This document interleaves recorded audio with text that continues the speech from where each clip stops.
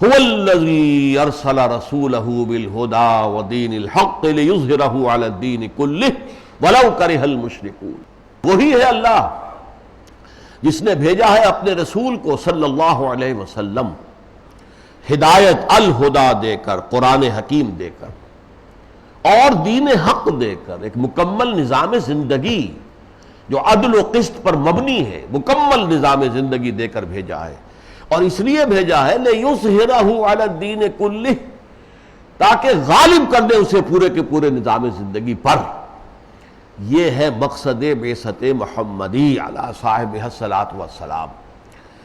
یہ الفاظ قرآن مجید میں جیسا کہ میں نے ابتدا میں عرض کیا 3 مرتبہ آئے. 2 مرتبہ ختم ہوتے ہیں جیسے یہاں ختم ہوا وَلَوْ كَرِهَ الْمُشْرِكُونَ. سورہ توبہ میں بھی یہ آیت بائن ہی انہی الفاظ میں آئی، هُوَ الَّذِي أَرْسَلَ رَسُولَهُ بِالْهُدَى وَدِينِ الْحَقِّ لِيُظْهِرَهُ عَلَى الدِّينِ كُلِّهِ وَلَوْ كَرِهَ الْمُشْرِكُونَ. آیت نمبر 33 ہے سورہ توبہ کی. سورہ فتح میں البتہ اس کا بڑا حصہ جو میں نے جس کو 3 مرتبہ کہا ہے وہ تو جوں کا تو ہے. هُوَ الَّذِي أَرْسَلَ رَسُولَهُ بِالْهُدَى وَدِينِ الْحَقِّ لِيُظْهِرَهُ عَلَى الدِّينِ كُلِّهِ. اختتام ہوا ہے وَكَفَى بِاللَّهِ شَهِيدًا، کافی ہے اللہ مددگار کی حیثیت سے. یعنی ایک تصل ہوگی، ایک تصادم ہوگا. ظاہر بات ہے مشرک کبھی گوارا نہیں کرتے. مشرک تو یہی چاہیں گے کہ جو تقسیم انہوں نے کر لی ہے، دنیا علیحدہ ہے، دین علیحدہ ہے، اسٹیٹ اور ریلیجن یہ دونوں علیحدہ چیزیں ہیں، مذہب کا ریاست سے کوئی تعلق نہیں.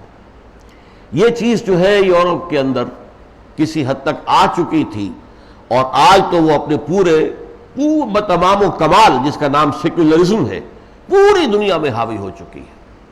مذہب ایک انفرادی معاملہ ہے. انسان کسی کو پوجے، کسی کو جس طرح چاہے، سانپ کو پوجے، درخت کو پوجے، ستاروں کو پوجے، بتوں کو پوجے، جس کو چاہے پوجے، جس کو چاہے خدا مانے، 1 کو 10 کو 100 کو 1000 کو، کسی کو بھی نہیں، جو چاہے کرے. لیکن ریاست، قانون، معاشی نظام، سماجی اقدار، ان کے ضمن میں کسی مذہب کا کوئی سروکار نہیں ہے.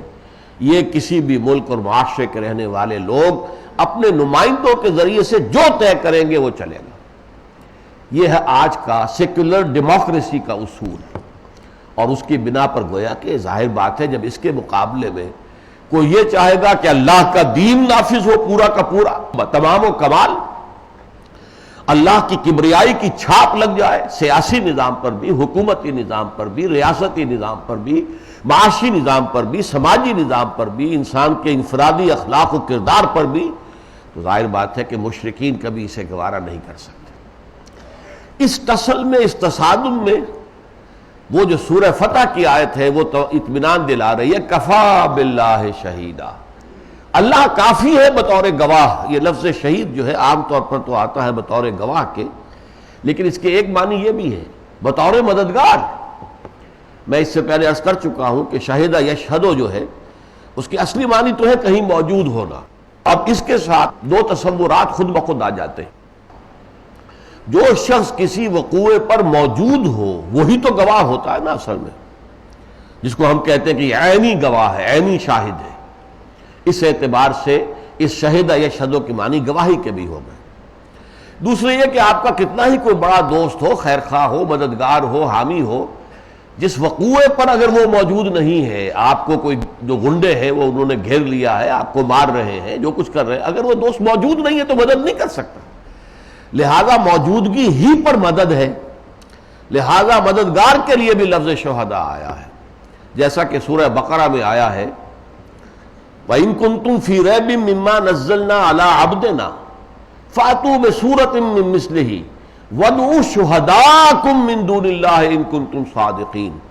اگر تمہیں واقعتاً کوئی شک ہے اس چیز کے بارے میں جو ہم نے اپنے بندے پر نازل کی ہے، یعنی قرآن حکیم، تمہیں خیال ہے کہ یہ ان کا اپنا بنایا ہوا ہے، تمہیں واقعتاً اگر یہ شک و شبہ ہے تو چلو تم بھی ایسی ہی کوئی ایک صورت بنا کر دکھا دو.